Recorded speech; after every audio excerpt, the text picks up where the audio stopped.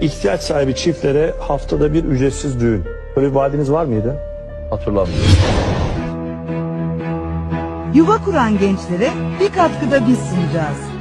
Sosyal tesislerde haftada bir akşam bir çiftimizin düğününü hep birlikte yapacağız. İmamoğlu varsa çözüm var. 15.000 sosyal konut üreteceğinizi söylediniz. Ben yanlış hatırlamıyorsam 10 bin olması lazım. Dar gelirlere yönelik 15.000 sosyal konut yapılacak.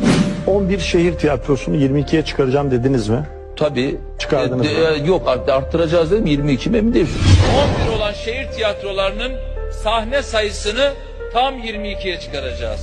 Denizaltı ile kent içi yolculuk demişsiniz mesela. Bu hatırlıyor musunuz? Bunlar sizin broşürünüzden aldınız. Onu hatırlamıyorum. Denizaltı'da kent içi yolculuğu hatırlamıyorum. Onu hatırlamıyorum.